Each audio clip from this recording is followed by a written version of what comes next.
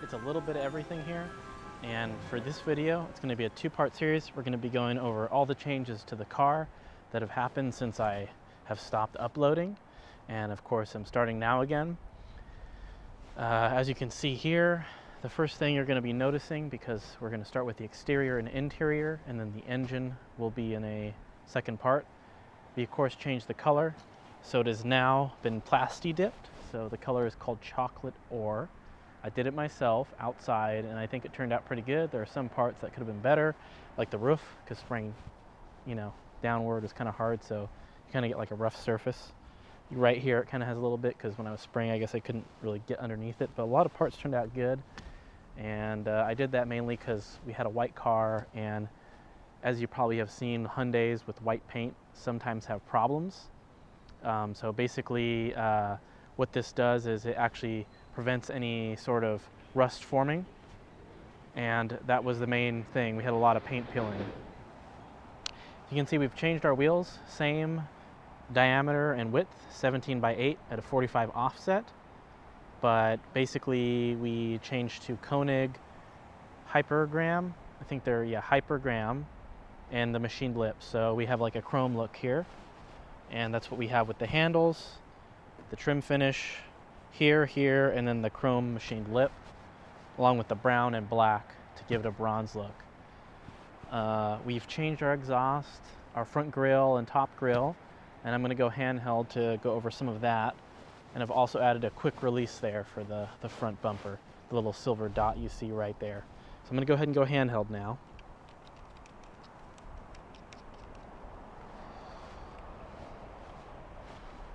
So we have the Spec D headlights. Now the thing with these units here, they are only for 2013 and below Elantras, but I was able to get them for the 2014 here by getting the 2013 harness that plugs into that, and then I used Posy Tap, which goes into your spliced wire or open exposed wire, twists on and locks, and then it has a little tap that goes in and screws perpendicular to the wire, and that's gone into the OEM harness, so there was no cutting. Our grill is different now, as you can see. It's a smaller honeycomb and it's metal, matches the top. This is here because there's a huge space when you remove the grill, and I didn't know that, but I wanted to do this myself because I didn't want to pay $200 for those aftermarket ones. I think it turns out okay.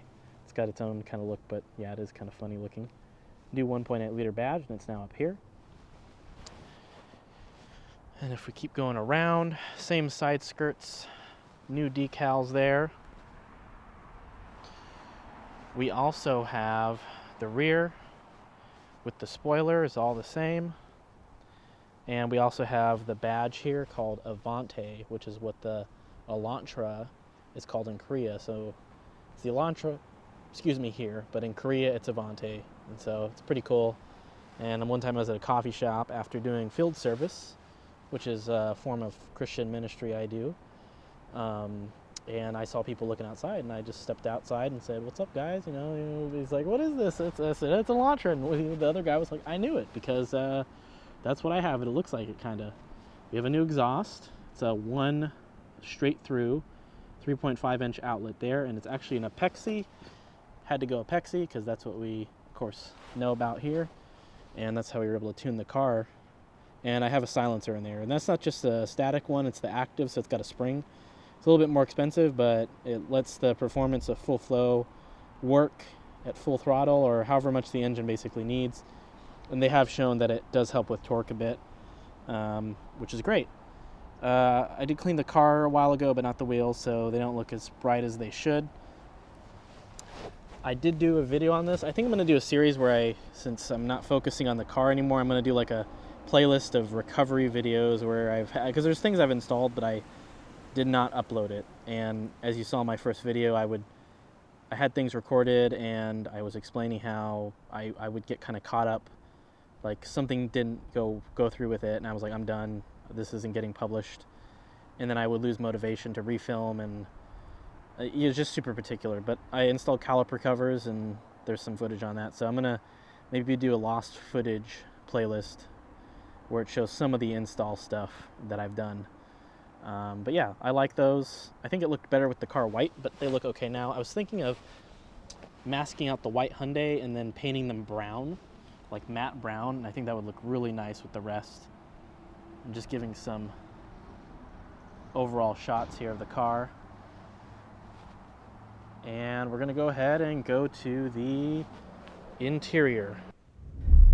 As you can see, this right here needs to be fixed, but there's a reason for that. I redid most of the interior with this copper tape. Now this is genuine copper tape, and it was all fitted and taped on, and that's what I did, and kind of gives it this kind of rustic but beautiful copper finish.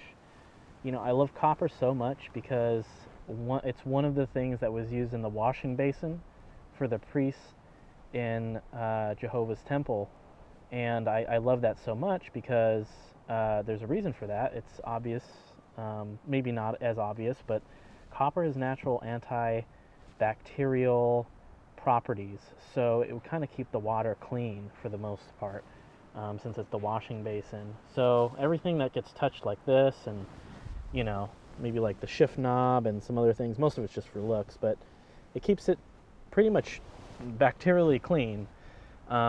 We also have, of course, the vents done, and that's pretty much it for that. We still have the same air to fuel ratio gauge here, and you saw a video on that, so I'm not going to go into that, but we also have an oil temperature gauge here, just kind of attached to this single pod thing here. It's actually the same single pod unit, but minus the attachment point. Air purifier here. I got seat covers because my driver's seat was starting to peel, and I didn't want to have any further problems, so I think that looks really nice, especially the textured here and the diamond formats textured. That's really messy. I think I'm going to get new ones because this one's been shifting because the stuff on the bottom is stopped sticking to the OEM mat, so it just moves all the time. The brand I had was Manici. This is it here, or Manici. You guys have probably seen it. I'm going to probably just get 2 new front ones because my rear ones are still good. Sorry, I got some stuff back there. Now, the color is a little bit different when you look at it between the OEM beige, this, that, and this. But I think overall it kind of comes together decently, and it looks nicer maybe in person versus on camera.